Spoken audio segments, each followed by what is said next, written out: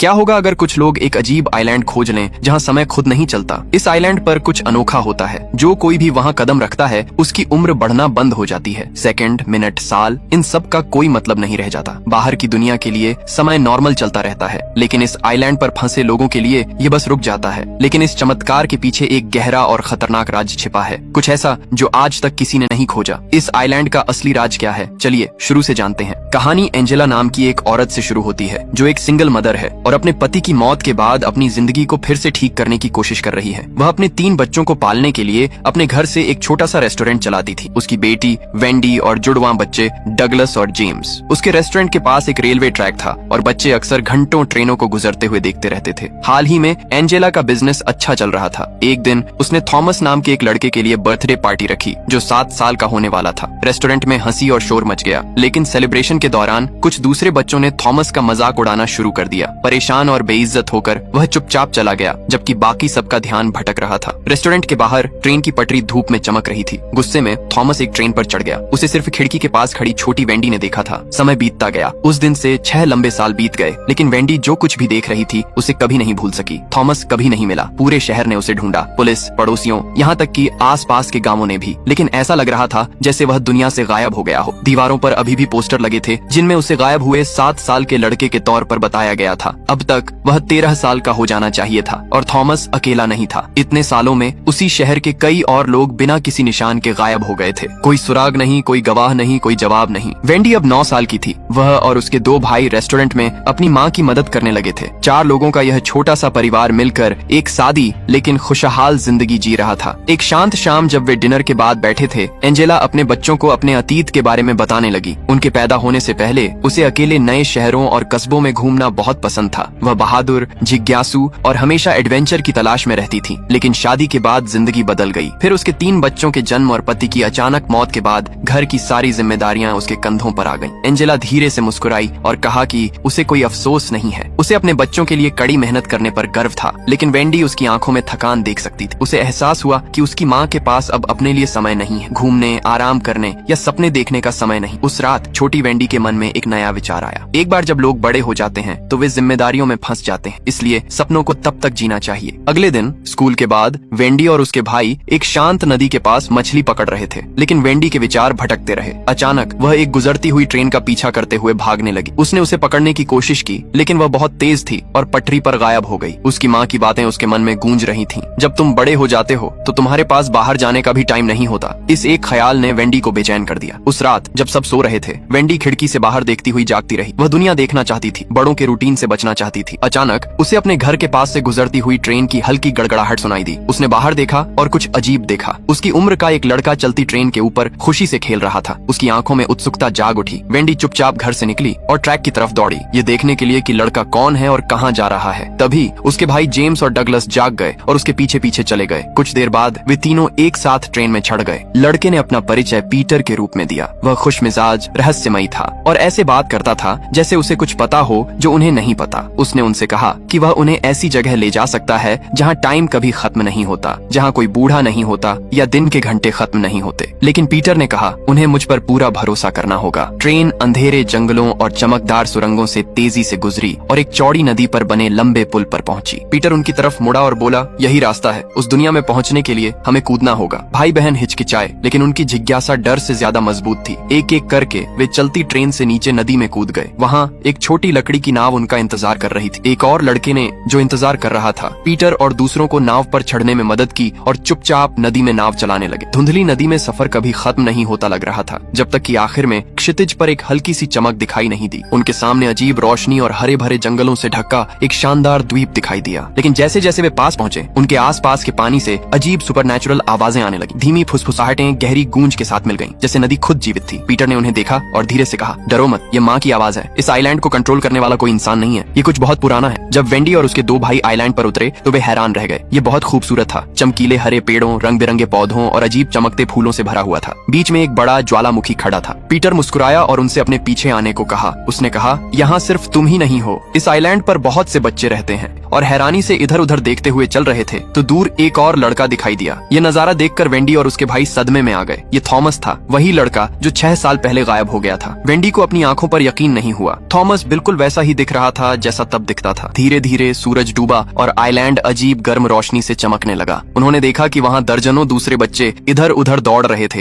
हंस रहे थे, खेल रहे थे, पेड़ों पर चढ़ रहे थे, तैर रहे थे और झोपड़ियां बना रहे थे। वेंडी और उसके भाइयों ने कुछ दिन वहीं रुकने का फैसला किया। उन्होंने सोचा कि वे घूम फिर सकते हैं और फिर अपनी माँ के ज्यादा परेशान होने से पहले घर लौट सकते हैं। अगली सुबह वेंडी लहरों की आवाज से जागी और उसने पीटर को किनारे के पास चुपचाप खड़ा देखा, जो समुद्र को देख रहा था। उत्सुक होकर वह उसके पास गई। जब उसने उसे देखा तो पीटर ने धीरे से कहा, अब समय आ गया है कि तुम इस आइलैंड के बारे में सच जान लो। वह उसे उथले पानी में ले गया और साथ में वे पानी की सतह के नीचे गोता लगाने लगे। वेंडी ने वहाँ जो देखा उससे उसका दिल तेजी से धड़कने लगा। एक अजीब चमकता हुआ जीव पानी के नीचे शान से चल रहा था। उसका शरीर रोशनी से चमक रहा था जैसे लिक्विड ग्लास और उसका आकार बदलता रहता था। कभी कभी यह जेलीफिश जैसा दिखता था, कभी कभी शुद्ध ऊर्जा जैसा। पीटर ने समझाया, यह जीव पृथ्वी से नहीं है, ये बहुत पहले आसमान से गिरे एक उल्का पिंड के अंदर यहाँ आया था। तब से ये यहाँ रह रहा है और इस द्वीप को अपना घर बना लिया है। उसने वेंडी को बताया कि यह जीव सिर्फ एक एलियन नहीं था, ये दूसरे डायमेंशन से आया था। देखो, पीटर ने कहा, हम इंसान 3 डायमेंशन में रहते हैं, लंबाई, चौड़ाई और ऊंचाई, लेकिन यह जीव चौथे डायमेंशन से आता है, जो खुद समय का डायमेंशन है। इस वजह से एलियन समय को उतनी ही आसानी से देख और कंट्रोल कर सकता था जितनी आसानी से इंसान स्पेस को देखते हैं। थॉमस और बाकी लोग किडनैप नहीं हुए थे या खोए नहीं थे, वे किसी तरह इस जगह पर पहुंच गए थे जहां समय रुक जाता है। उनमें से हर कोई अलग अलग सालों से आया था, शायद अलग अलग सदियों से भी। फिर पीटर ने कुछ और भी चौंकाने वाली बात बताई। मैं पहली बार यहाँ 19वीं सदी में आया था, उसने धीरे से कहा। तब से मैं कभी बूढ़ा नहीं हुआ, मैं 100 साल से ज्यादा समय से इसी उम्र का हूँ। उसने वेंडी को गंभीरता से देखा। लेकिन एक नियम है, समय तुम्हारे लिए तभी तक नहीं चलेगा जब तक माँ, वह जीव, उसे इजाजत देगी। तुम्हें उस पर पूरा भरोसा करना होगा। अगर तुम्हारा भरोसा एक पल के लिए भी टूटता है तो समय तुम्हें पकड़ लेता है, और जब ऐसा होता है तो तुम्हारी उम्र धीरे धीरे नहीं बल्कि एक साथ कुछ ही सेकंड में बढ़ जाती है। दिन बीतते गए और वेंडी और उसके भाई को धीरे धीरे उस रहस्यमयी आइलैंड पर जिंदगी की आदत हो गई। यह शांतिपूर्ण था, लगभग जादुई। कोई जल्दी नहीं थी, कोई खतरा नहीं, किसी बात की चिंता करने की जरूरत नहीं। खाना और पानी अपने आप आ जाते थे। उस एलियन से मिले तोहफे, जिसे वे सब माँ कहते थे। एक रात डगलस ने वेंडी से कहा, हमें वापस क्यों जाना चाहिए, हम यहाँ हमेशा रह सकते हैं, हम कभी बूढ़े नहीं होंगे। लेकिन वेंडी नहीं मानी। उसे अब भी याद था कि उसकी असली माँ घर पर इंतजार कर रही थी। जब वेंडी पत्तों से बनी एक छोटी सी झोपड़ी में सो रही थी तो उसे सरसराहट की आवाज सुनाई दी। उसने आंखें खोली और एक साया देखा। एक बूढ़ा आदमी उनका खाना चुरा रहा था। चौंक कर उसने उसे आवाज दी, लेकिन वह आदमी मुड़ा और जंगल में भाग गया। वेंडी धुंधले पेड़ों के बीच से उसका पीछा करती रही जब तक कि वह आइलैंड के एक अजीब हिस्से में नहीं पहुंच गई, जिसे उसने पहले कभी नहीं देखा था। जब उसने अगली सुबह पीटर को उस बूढ़े आदमी के बारे में बताया तो उसका चेहरा बदल गया। वह असहज लग रहा था। वह आदमी, पीटर ने धीरे से कहा, वह भी कभी हमारी तरह एक लड़का था, लेकिन उसने माँ पर से भरोसा खो दिया था। और जब ऐसा होता है तो समय एकदम से पीछे चला जाता है। वह कुछ ही घंटों में बूढ़ा हो गया। वेंडी हैरान थी, लेकिन पीटर अब इस बारे में बात नहीं करना चाहता था। उसका ध्यान भटकाने के लिए उसने उन्हें समुद्र में जाने का सुझाव दिया। उस दिन बाद में वेंडी, जेम्स, डगलस और पीटर एक छोटी नाव लेकर साफ शांत समुद्र में चले गए। पानी, सूरज की रोशनी लिक्विड गोल्ड की तरह रिफ्लेक्ट हो रही थी और कुछ देर के लिए सब कुछ फिर से शांत लग रहा था। बच्चे हंसे, पानी में छपाके मारे और नाव के चारों ओर तैरने लगे। लेकिन अचानक वेंडी और जेम्स ने कुछ नोटिस किया। डगलस पानी के ऊपर नहीं आ रहा था। उन्होंने इंतजार किया, आवाज लगाई और फिर उसे ढूंढने के लिए पानी में कूद गए। मिनट बीते, फिर घंटे। पानी गहरा और ठंडा होता गया। दूसरे बच्चे मदद के लिए आए, बार बार गोते लगाते रहे, लेकिन डगलस कहीं नहीं मिला। सूरज डूबने तक सबको सच पता चल गया। डगलस जा चुका था, जेम्स टूट गया था। डगलस सिर्फ उसका भाई नहीं था,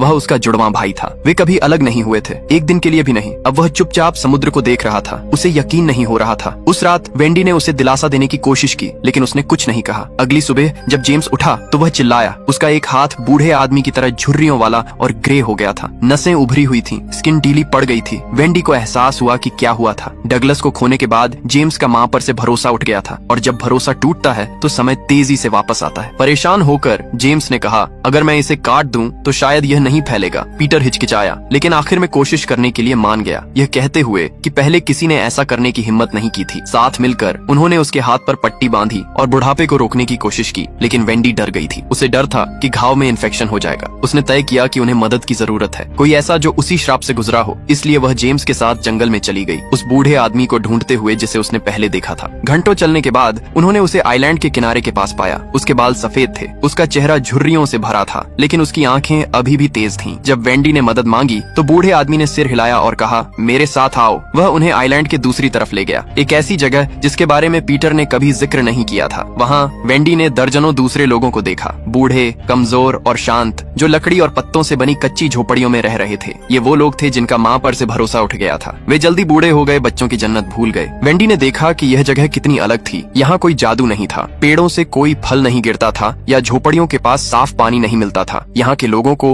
अपना खाना मछली से मिलता था और वे खुद ही जिंदा रहते थे। माँ को उनकी कोई परवाह नहीं थी। आइलैंड के दूसरी तरफ रहने वाले बुजुर्गों ने वेंडी को एक चौंकाने वाला राज बताया। उनका मानना था कि अगर वे उस एलियन जीव को जो समुद्र में गहराई में रहता है ढूंढ कर मार दें तो सब कुछ नॉर्मल हो जाएगा, समय फिर से चलने लगेगा और हर कोई अपने खोए हुए साल वापस पालेगा। वे चुपके से उस जीव को पकड़ने और खत्म करने की प्लानिंग कर रहे थे। इस बीच उन्होंने जेम्स के हाथ का इलाज किया, खून बहना रोकने के लिए उसे कसकर लपेटा। लेकिन तब तक वेंडी और जेम्स दोनों सच समझ चुके थे। वह आइलैंड जो कभी जन्नत जैसा लगता था असल में उससे कहीं ज्यादा अंधेरा था। जो जादुई लग रहा था वह सिर्फ एक भ्रम था। अपने जुड़वा भाई को खोने के बाद गुस्से और दुख में डूबा हुआ जेम्स बुजुर्गों के साथ काम करने लगा। वह बदला लेना चाहता था। उसने कहा, अगर हम उस चीज को मार दें तो हम आखिरकार घर जा सकते हैं। जल्द ही उसने एक प्लान बनाया। उसने सबको बताया, माँ सिर्फ उन्हीं के लिए आती है जो उस पर भरोसा करते हैं, यानी बच्चों के लिए। अगर हम उन बच्चों को ले गए तो उसके पास बाहर आने के अलावा कोई चारा नहीं होगा। वेंडी बहुत डर गई थी। उसने जेम्स को रोकने की कोशिश की, उससे ऐसा न करने की गुजारिश की, लेकिन उसका दिल नफरत और दर्द से भर गया था। उसने डगलस की मौत के लिए एलियन को जिम्मेदार ठहराया और कोई भी चीज उसका मन नहीं बदल सकती थी। उसने इसे खत्म करने का पक्का इरादा कर लिया था, भले ही इसका मतलब सब कुछ खत्म करना हो। इसलिए बड़ों के साथ जेम्स एक ग्रुप को आइलैंड के दूसरी तरफ ले गया जहाँ छोटे बच्चे रहते थे ताकि उन्हें पकड़ सके। वेंडी को एहसास हुआ कि क्या होने वाला है। वह दूसरों को चेतावनी देने के लिए आगे दौड़ी। वह उन्हें छिपने के लिए चिल्लाई, लेकिन बहुत देर हो चुकी थी। जब तक वह बच्चों के कैंप में पहुंची तब तक बड़े लोग आ चुके थे। अफरा तफरी मच गई, रोना, चीखना और दौड़ते हुए पैरों की आवाजें आने लगीं। जब यह सब खत्म हुआ तो बड़े सभी बच्चों को ले जा चुके थे। सिर्फ पीटर ही चट्टानों के पीछे छिपकर भागने में कामयाब रहा। जब वेंडी को वह मिला तो वे पास की एक पहाड़ी पर चढ़ गए और बीच पर नीचे देखने लगे। वहाँ से वे देख सकते थे कि बड़े बुजुर्ग और जेम्स पकड़े गए बच्चों को समुद्र के किनारे इकट्ठा कर रहे हैं और उन्हें जबरदस्ती नावों पर चढ़ा रहे हैं। उनका प्लान साफ था, बच्चों को चारे की तरह इस्तेमाल करना ताकि एलियन माँ उन्हें बचाने के लिए आ जाए। जैसे ही वेंडी देख रही थी उसकी नजर पानी के पास खड़े एक लंबे आदमी पर पड़ी जो एक तेज मेटल हुक को मोड़कर आकार दे रहा था। वह धीरे धीरे हिल रहा था। उम्र के कारण उसका शरीर कांप रहा था। जब वह मुड़ा तो वेंडी हांफने लगी। उसका एक हाथ नहीं था, वह उसका भाई जेम्स था। वह बहुत जल्दी बूढ़ा हो गया था। उसके बाल अब सफेद हो गए थे। उसके चेहरे पर गहरी झुर्रियां थीं। इस बीच जेम्स के कहने पर सभी बड़े लोग पकड़े गए बच्चों को एक बड़ी नाव में लादकर उसे खुले समुद्र में धकेलने लगे। उन्हें लगा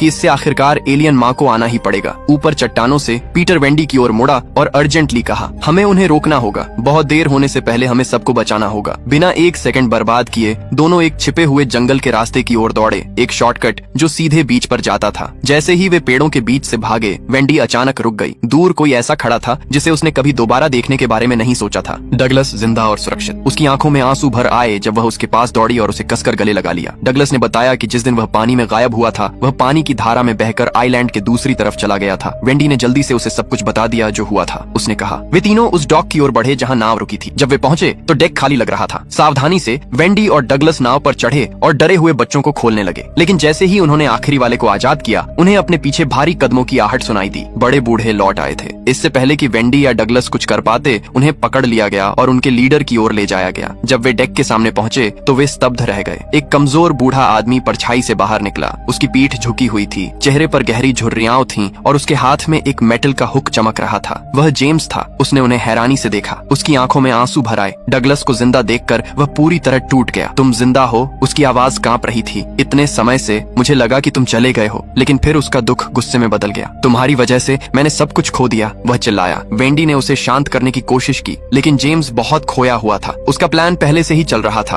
और बाहर लहरों के नीचे कुछ बहुत बड़ा हिल रहा था। हवा में एक अजीब वाइब्रेशन भर गया। नाव के आसपास का पानी चमकने लगा और समुद्र में एक गहरी अलौकिक गुनगुनाहट गूंजने लगी। सब लोग आवाज की तरफ मुड़े। एलियन माँ गहराई से निकल रही थी। बड़ों ने हमला करने के लिए अपने हथियार पकड़ ली। बच्चे चिल्लाए और विनती की, माँ को चोट मत पहुंचाओ। अगर तुमने माँ को मार दिया तो हम बूढ़े हो जाएंगे, समय लौट आएगा। कई बहादुर बच्चे चमकते पानी में कूद गए, उस जीव को बचाने की कोशिश कर रहे थे जिसे वे अपना रखवाला समझ रहे थे। और फिर जैसे ही एलियन का चमकता हुआ रूप नाव के पास आया, बहुत देर हो चुकी थी। जेम्स के प्लान के मुताबिक बड़े लोग आखिरकार समुद्र में फैले एक बड़े जाल में एलियन को फंसाने में कामयाब हो गए। फंसने के बाद जेम्स ऊपरी डेक पर चढ़ गया और उस पर तेज भालों और मेटल के हुक से हमला करना शुरू कर दिया, जिससे पानी पर तेज लहरें उठने लगी। एक जोरदार लड़ाई के बाद एलियन, जिसे मां कहा जाता था, बुरी तरह घायल हो गई और चमकते पानी के नीचे डूब गई। एक पल के लिए सबने खुशी मनाई। जेम्स को लगा कि आखिरकार वह जीत गया है, लेकिन फिर उन्हें एहसास हुआ कि कुछ बहुत गलत है। कोई भी बड़ा जवान नहीं हो रहा था। उनकी झुर्रियां बनी हुई थीं। जो साल वे पहले ही खो चुके थे वे हमेशा के लिए चले गए थे। यह दर्दनाक रूप से साफ हो गया। एलियन को मारने से उनकी जवानी वापस नहीं आई थी। इससे वे बस फिर से इंसान बन गए थे। अब से आइलैंड पर हर कोई आम इंसानों की तरह बूढ़ा होगा, लेकिन बड़ों के लिए, खासकर जेम्स के लिए बहुत देर हो चुकी थी। उसका शरीर कमजोर और कमजोर था और वह जानता था कि उसके पास बस कुछ ही साल बचे हैं। दिल टूटा हुआ वेंडी पीटर और छोटे बच्चों की ओर मुड़ी। उसने धीरे से कहा, अब यहाँ रहने का कोई कारण नहीं है। सभी को अपने परिवार के पास घर लौटना होगा। ये जगह हमें हमेशा के लिए रखने के लिए नहीं बनी थी। जाने से पहले जेम्स ने वेंडी और डगलस को अपने पास बुलाया। उसकी आवाज कांप रही थी जब उसने कहा, मैं नहीं चाहता कि हमारी माँ मुझे इस तरह देखे। उसे बताओ कि मैं चला गया हूँ। उसे बताओ कि मैं वापस नहीं आ सकता। उसने अपने जुड़वां भाई डगलस को देखा और उदास होकर मुस्कुराया। तुम हमेशा सबसे मजबूत थे। अपनी जिंदगी अच्छे से जियो छोटे भाई। यह कहकर जेम्स ने अलविदा कहा। उसने बाकी दिन शांति से बिताने के लिए आइलैंड पर दूसरे बचे हुए लोगों के साथ रहने का फैसला किया, उस दुनिया से बहुत दूर जो उसकी कहानी कभी नहीं समझेगी। वेंडी, डगलस, पीटर और बाकी बच्चे आइलैंड छोड़कर घर लौट आए। उनमें से किसी ने भी वहाँ क्या हुआ इस बारे में कभी बात नहीं की। वे जानते थे कि कोई भी उन पर यकीन नहीं करेगा कि एक ऐसी जगह भी है जहाँ समय खुद रुक गया है। साल बीत गए। वेंडी बड़ी हुई, शादी की और माँ बनी। एक रात अपनी छोटी बेटी के पास बैठकर उसने उसे एक रहस्यमयी आइलैंड की कहानी सुनाई जहाँ समय